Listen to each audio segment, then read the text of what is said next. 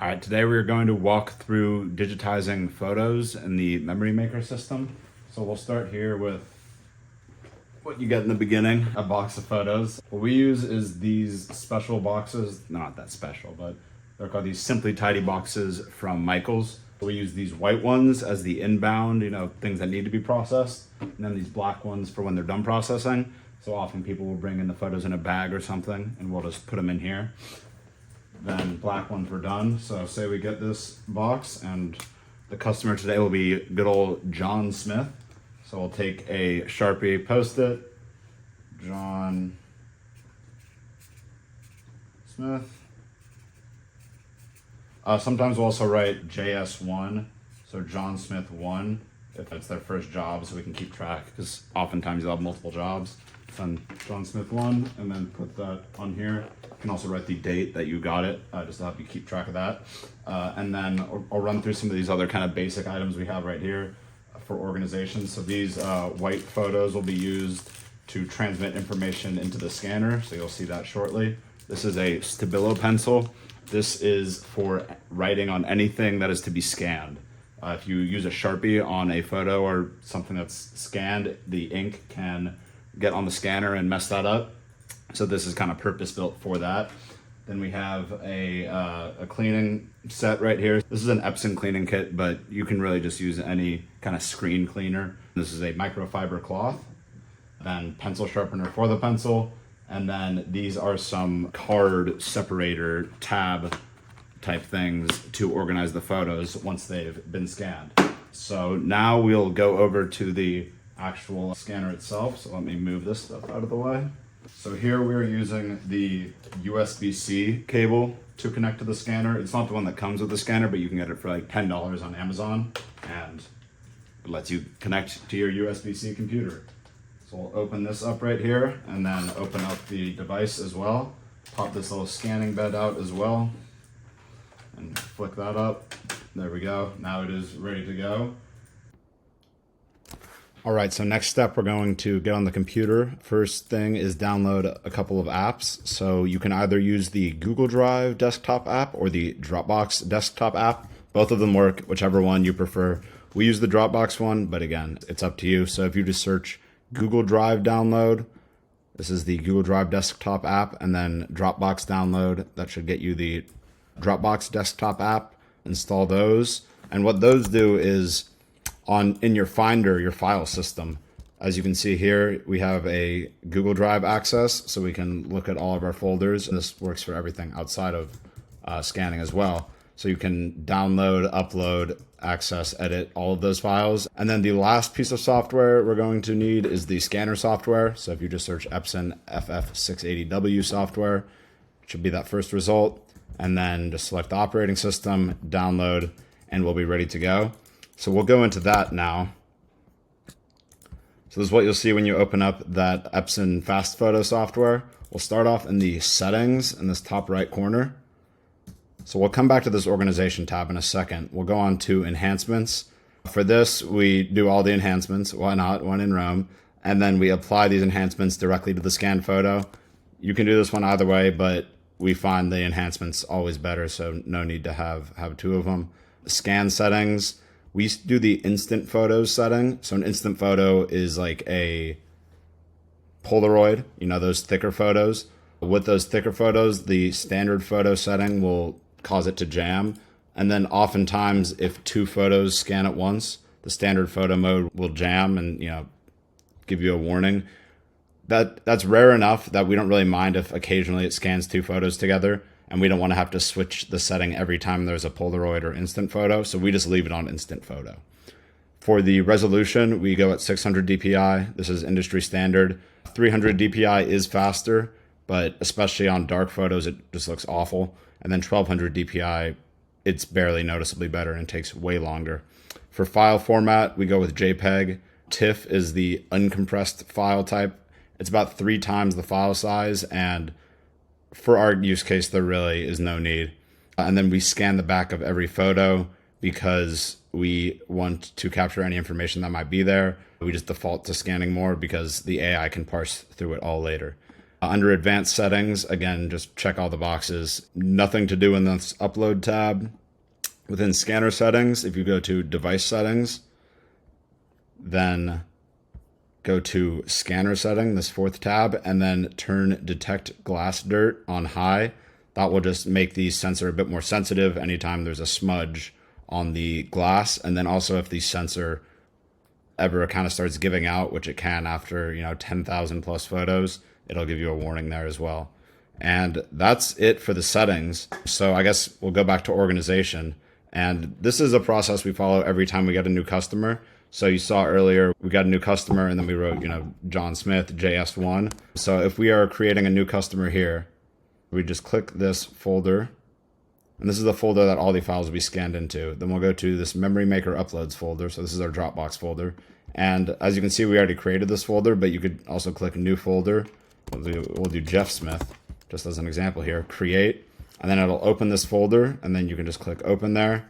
And as you can see, now all of the photos, save my scanned photos here to the Jeff Smith folder. You can also put in a file name prefix, and that'll just put that before every file by default, but that won't really apply here, which I'll show you shortly. All right, so now let me actually change this back to the John Smith. So if I double click here, it'll take us into this John Smith folder and close.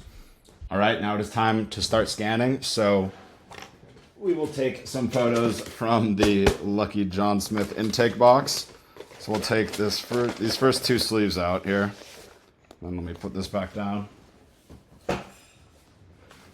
All right, so the process here is we'll take this first sleeve, and really we want to get obviously photos through here efficiently, quickly, well done, but also getting all the necessary information that we have here into the system scanned along with it so the AI can do its work.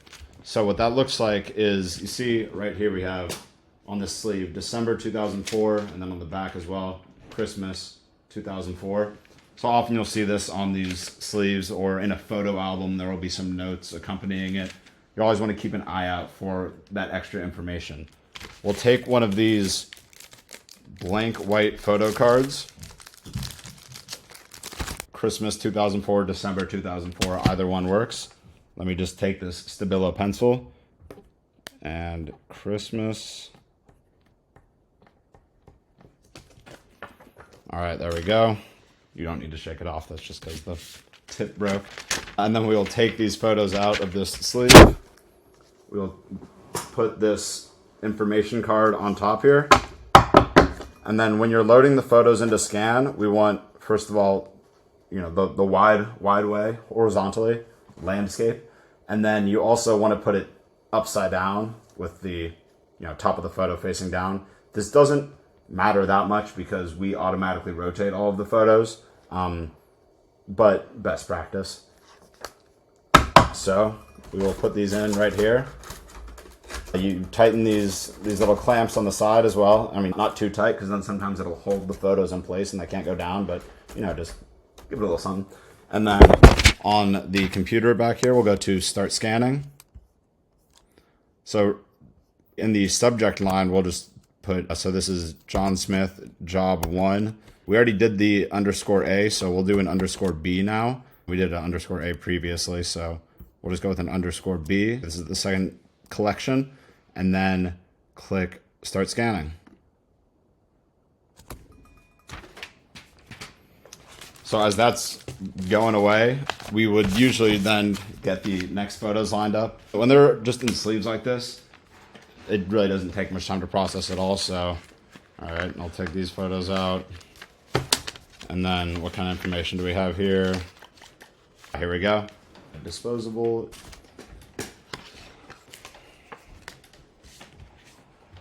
December 2003 to July 2004. And boom, ready to go.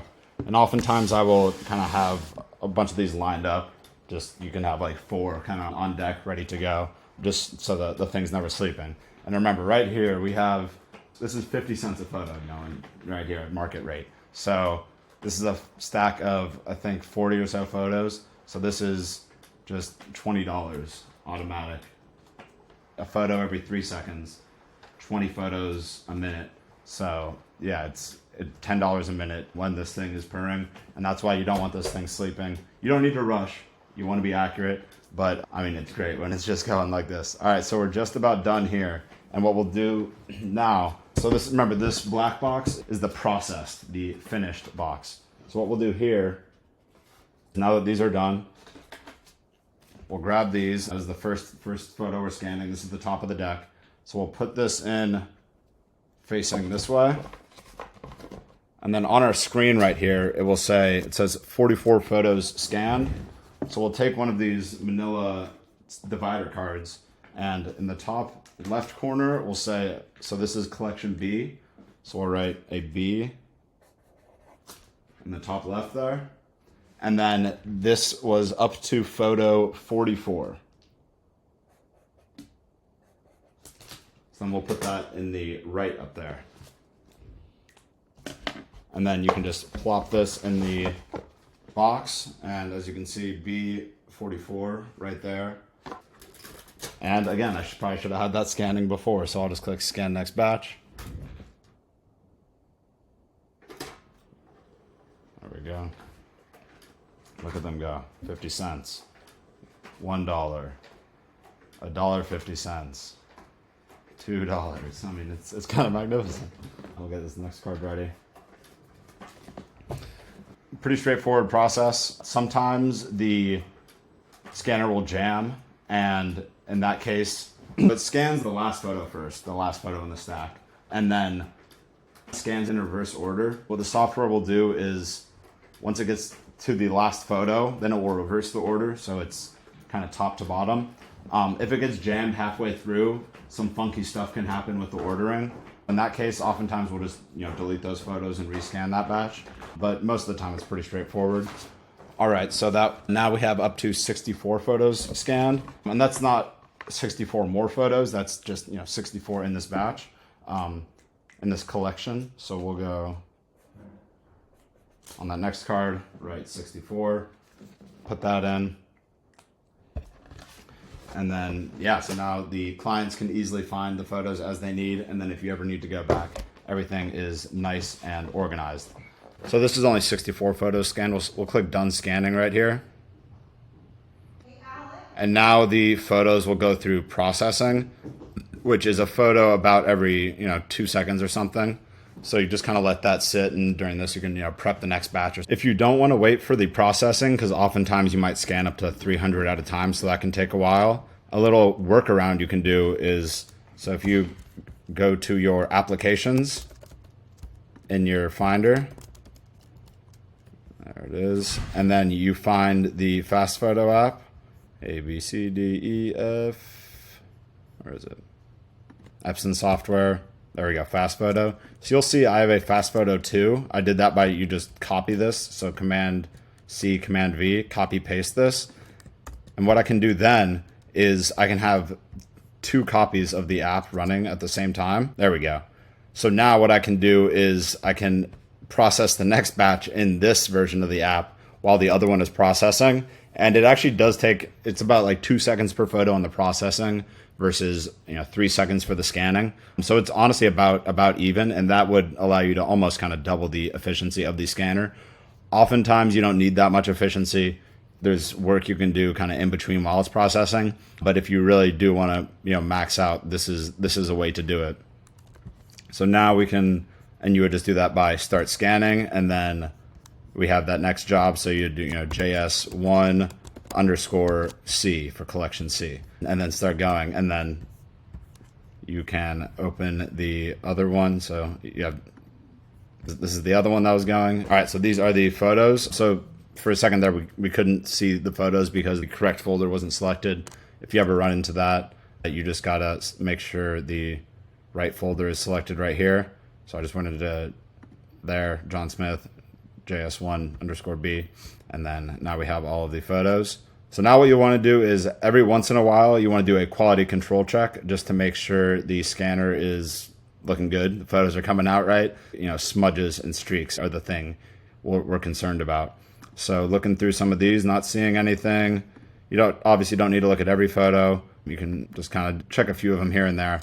But let's pretend there was a smudge. Let's pretend there was a streak. How would we go about cleaning that? So to look for a streak in the scanner, what you're gonna do is, here, we can just unplug it real quick.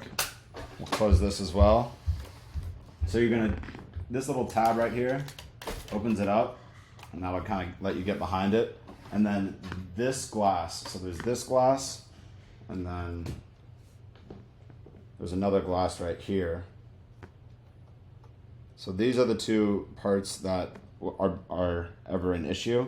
And what we can do is take one of our cleaning things, our cleaning fluid, and our microfiber cloth, give it a little spray down. And then one thing is kind of look down the barrel of this. Sometimes you even want to get some light on the other end, so like a flashlight shining this way. And then you're kind of just looking for any little smudge, any little streak. You can both do a broad base clean, rubbing back and forth, but sometimes just the rub back and forth doesn't do it. There's something a bit stickier. So in that case too, you know, sometimes you get the fingernail under there and then really kind of scratch it out with a fingernail as well. And then sometimes the sensor itself starts to degrade, so you're driving yourself crazy wondering why you can't get the streaks out. Oftentimes that's just the sensor itself. After about 10,000 photos, we start to see that happening. So this one is an Epson certified refurbished one because we had to send the last one in because we were just getting streaks, so they sent us a replacement. And yeah, so don't drive yourself too mad with that. There's nothing you can do to fix that other than get a refurbished one. And yeah, so that is most of the Epson. Let me know if you have any other questions, and we always love to hear any feedback on ways we can improve. Yeah, thank you. Have a good one.